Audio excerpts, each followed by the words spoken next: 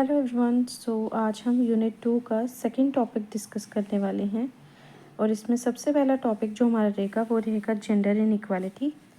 Gender inequality को हम इस तरह से समझेंगे कि जेंडर इक्वालिटी क्या है, एक तरह का unequal, it is a unequal treatment, unequal opportunities और अनइक्वल राइट्स हैं, यानी कि दोनों जेंडर्स के बीच में, मेल और फीमेल के बीच में अनइक्वल ट्रीटमेंट रहता है, अनइक्वल अपॉर्चुनिटीज़ होती हैं और अनइक्वल ही राइट्स होते हैं। और ये जेंडर बेस्ड ही हमेशा डिस्क्रिमिनेशन देखने को मिलता है। हम कह सकते हैं कि ये एक तरह का सिस्टमैटिक डिसएडवांटेज है, साथ ही साथ ये हायरार्किकल है और डाइकोटमस है। ये सिर्फ डिफरेंस, यहाँ पर हम सिर्फ डिफरेंसेस की बात ही नहीं कर रहे हैं मैन और वुमेन की, यहाँ पे हम बात कर रहे हैं इनके पावर के रिलेशन की, कि दोनों के पास पावर रिलेशन कैसा है, सोशल नॉर्म्स मेन को क्या फॉलो करने हैं, विमेन को क्या फॉलो करने हैं, मेन का इंस्टीट्यूशनल स्ट्रक्चर कैसा है और विमेन का इंस्टीट्यूशनल स्ट्रक्चर कैसा है। साथ ही साथ अगर हम की एरियाज़ की बात करें तो की एरियाज़ में हमारे पास यहाँ पे आ जाते हैं सबसे पहले कि यहाँ पे मेन की और विमेन की कंट्रीब्यूशन जो है वो पॉलिटिक्स में किस तरह से रहती है।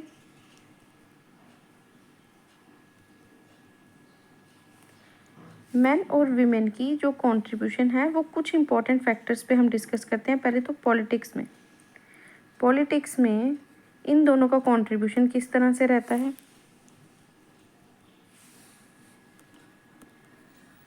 उसके बाद हेल्थ के मामले में, साथ ही साथ लॉ एंड राइट्स, वहाँ कैसा ट्रीटमेंट है, एजुकेशन में।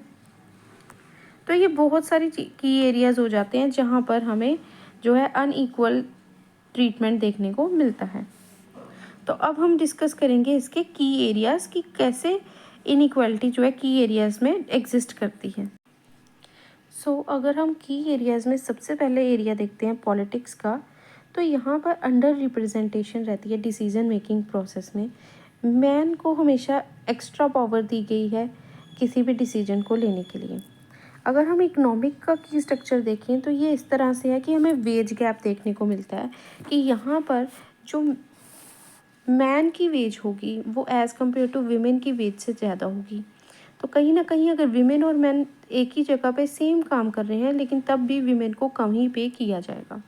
साथ ही साथ इसमें ये भी देखा जाएगा कि ऑक्यूपेशनल सेग्रीगेशन है कि मैन क्या काम करेंगे और विमेन के काम करेंगे।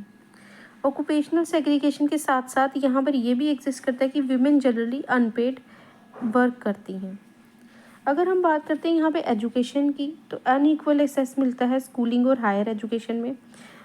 लोग जो हमेशा जो है कंपैरेटिवली मेल चाइल्ड को ज़्यादा पढ़ाने का प्रेफर करते हैं as compare to female. Then अगर हम बात करें लॉ एंड राइट्स की, तो बहुत जगह पे डिस्क्रिमिनेशन देखने को मिलता है हमें, प्रॉपर्टी में, मैरिज में, इनहेरिटेंस लॉज में। नेक्स्ट आ जाता है हेल्थ में तो बहुत ही ज़्यादा अनइक्वल एक्सेस मिलता है हेल्थ और न्यूट्रिशन में, बिकॉज जो डाइट मेल चाइल्ड को प्रोवाइड होती है एज़ कम्पेयर टू वीमेन वो कंपैरेटिवली हाई न्यूट्रिशन होती है। हेल्थ केयर एक्सेस भी हमेशा मेल्स के पास ज़्यादा रहता है एज़ कम्पेयर टू फीमेल्स। तो ये कुछ की फैक्टर्स हैं या की एरियाज़ हैं जो जेंडर इनइक्वालिटी को एक्सप्लेन करते हैं अलग अलग सेक्टर्स में, जैसे कि politics, economy, education, law and rights and health. I hope आपको ये फैक्टर्स क्लियर हुए होंगे। अब यहाँ पर इस की एरियाज़ के साथ साथ अब ये आता है कि ये जो जेंडर इनइक्वालिटी है ये इंडिया में एग्जिस्ट कैसे करती है और इश्यूज़ क्या क्या रहते हैं इंडिया में। तो अब हम यहाँ पे बेसिकली जो बात करेंगे वो बात करेंगे इंडियन इश्यूज़ की। अब हम डिस्कस करेंगे कुछ इश्यूज़ जो जेंडर इक्वालिटी के हैं और स्पेसिफिकली इंडिया में एग्जिस्ट करते हैं, जिसमें सबसे पहले आती है यहाँ पे सन प्रेफरेंस। सन प्रेफरेंस की वजह से बहुत सारे इश्यूज़ क्रिएट होते हैं और यहाँ पर सन की प्रेफरेंस की वजह से जो एक सबसे बड़ा इशू रेज होता है वो है फीमेल इन्फेंटिसाइड्स का।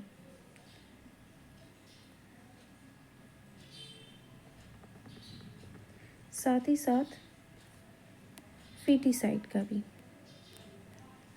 कुछ लोग लड़कियों को जन्म होने के बाद मार देते हैं और कुछ लोग जन्म से पहले ही मार देते हैं सन की प्रेफरेंस की वजह से। तो आप यहाँ देख सकते हैं कि मेल चाइल्ड की जो प्रेफरेंस है उसकी वजह से कहीं ना कहीं फीमेल चाइल्ड को अपनी जो लाइफ है उसी से क्या करना पड़ रहा है, हाथ धोने पड़ रहे हैं। मतलब इस तरह से हम कह सकते हैं कि फीमेल की लाइफ एग्जिस्ट ही नहीं करती है कुछ सोसाइटीज़ में। और स्पेसिफिकली इंडिया के कुछ ऐसे रीजंस हैं जहाँ पर, ऐसी स्टेट्स हैं जहाँ पर सन की प्रेफरेंस की वजह से ये दोनों चीज़ें हमें देखने को मिलती हैं। उसके बाद तो हमारे पास यहाँ पे आ जाता है सन प्रेफरेंस के बाद सेकंड, यहाँ पे आ जाता है हमारे पास unequal access to education. Women को अनइक्वल एक्सेस भी ऑब्वियसली, अगर बॉर्न हो भी जाएगी, अगर फीटिसाइड ना हुआ, इन्फेंटिसाइड ना हुआ और वो अगर बॉर्न हो भी जाती है तो अब उसके यहाँ पे शुरू होती है अनइक्वल एक्सेस की सिस्टम्स। अनइक्वल एक्सेस उसमें हर एक चीज़ में रहेगा, जैसे कि हमने की एरियाज पढ़े, हेल्थ में, पॉलिटिक्स में, इकोनॉमी में, लॉ एंड राइट्स में।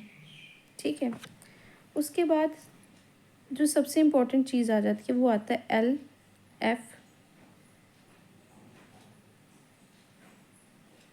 LFRP, जिसको हम कह सकते हैं लो फीमेल लेबर पार्टिसिपेशन। तो कहीं ना कहीं विमेन कंपैरेटिवली मैन के कम काम कर रही है, पॉलिटिकली अंडर रिप्रेजेंटेड हैं, वॉयलेंस फेस करती हैं,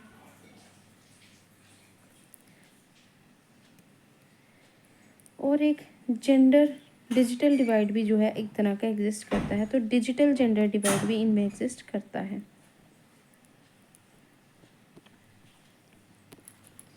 मेल को कंपैरेटिवली ज़्यादा एक्सेस है डिजिटल वर्ल्ड का एज़ कम्पेयर टू फीमेल्स। तो ये कुछ बेसिक इश्यूज रहते हैं जो एक तरह से की एरियाज जो हमने डिस्कस किए उसी के आगे जो है एक्सटेंशन है कि जो इंडिया में एग्जिस्ट करता है। अब हम यहाँ पे कुछ इम्पोर्टेंट थिंकर्स के बारे में जानेंगे कि उनका क्या कहना है जेंडर इनइक्वालिटी को लेके। तो यहाँ पर हम कुछ की थिंकर्स के बारे में देखेंगे। सबसे पहले हम बात करेंगे कार्ल मार्क्स की। कार्ल मार्क्स क्या पर्सपेक्टिव रखते हैं इसको लेके, उसके बाद साइमन डी बाइवर और सिल्विया वॉल्वे। तो अगर हम बात करें कार्ल मार्क्स की, तो कार्ल मार्क्स जो कंट्रीब्यूशन है ये कहीं ना कहीं कहते हैं कि ये जो विमेन है, विमेन का जो ऑपरेशन है वो कब आया, जब प्राइवेट प्रॉपर्टी का कंसेप्ट आया। तो ये प्राइवेट प्रॉपर्टी को लिंक करते हैं विमेन के ऑपरेशन के साथ। साथ ही साथ ये कहते हैं कि जो जेंडर इनइक्वालिटी है ये कहीं ना कहीं जो है रूटेड है इकोनॉमिक स्ट्रक्चर्स में। ये कहते हैं कि पूरी की पूरी जेंडर इनइक्वालिटी जो है वो इकोनॉमिक स्ट्रक्चर्स में रूटेड है, और ये कहीं ना कहीं इसी से इन्फ्लुएंस होकर फिर एक हमारे पास एक थॉट भी आता है जिसको हम कहते हैं मार्क्सिस्ट फेमिनिस्ट थॉट। ये थॉट भी यहीं से फिर आता है। तो कार्ल मार्क्स क्या कहते हैं, ये विमेन के ऑपरेशन को प्राइवेट प्रॉपर्टी से लिंक करते हैं, कहते हैं कि जेंडर लॉ इनइक्वालिटी जो है वो इकोनॉमिक स्ट्रक्चर्स में रूटेड है, और फिर इन्फ्लुएंस्ड यहाँ से मार्क्सिस्ट फेमिनिस्ट थॉट हमें देखने को मिलता है। इसी के साथ साथ अगर हम बात करेंगे यहाँ पे साइमन डी वाइवर की, तो साइमन डी वाइवर यहाँ पर हमें ये कहते हैं कि कोई भी पर्सन, ठीक है, ये एक आइडिया देते हैं यहाँ पर, ये कहते हैं एक थॉट लिखते हैं अपनी बुक द सेकंड सेक्स में। ये एक बुक लिखते हैं 1949 में, और इस 1949 की बुक में ये कहते हैं कि one is not born but rather becomes a women, कि कोई भी इंसान जो है विमेन बन के पैदा नहीं होता है, उसको पैदा होने के बाद विमेन बनाया जाता है। और ये आर्ग्यू करते हैं कि जो जेंडर इनइक्वालिटी है ये सोशली कंस्ट्रक्टेड है।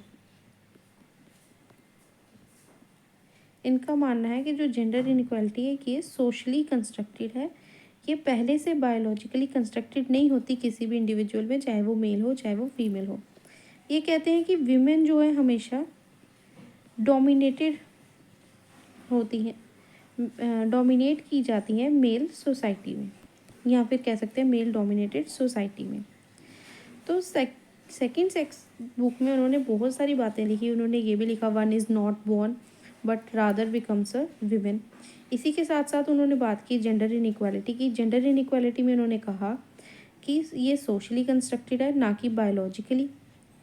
उसके बाद उन्होंने बात करी कि ये विमेन जो है वो ट्रीट होती हैं as a other in the male dominated society.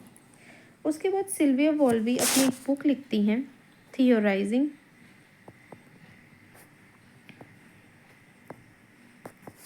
Patriarchy.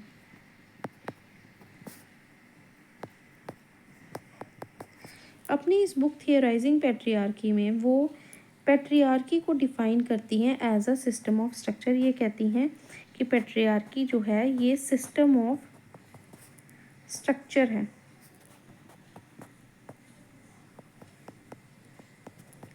ये एक सिस्टम ऑफ स्ट्रक्चर है और यहाँ पर ये 6 स्ट्रक्चर्स हमें देती हैं, ठीक है। अब वो यहाँ पर जो 6 स्ट्रक्चर्स हमें देती हैं वो स्ट्रक्चर्स हमारे पास रहते हैं। सबसे पहले हाउस होल्ड,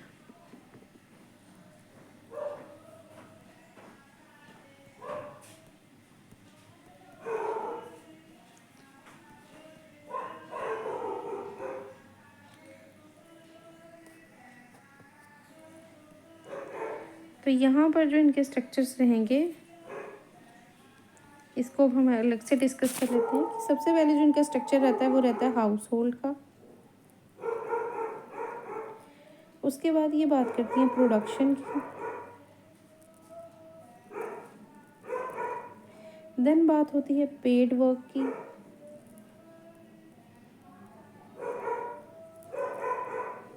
हाउस होल्ड,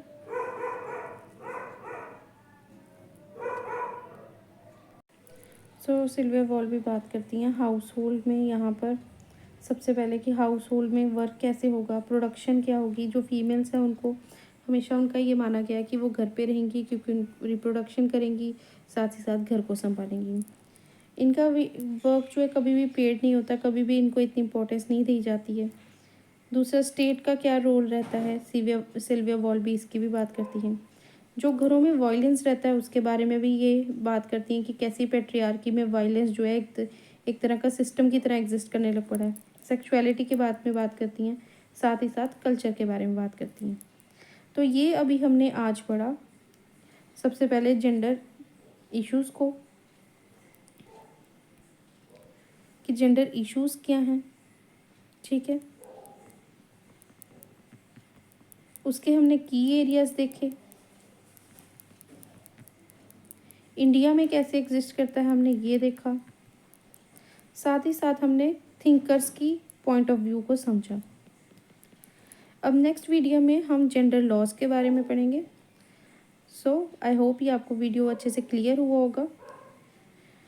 तो इस वीडियो को लाइक करें, शेयर करें और चैनल को सब्सक्राइब करें। Thank you everyone.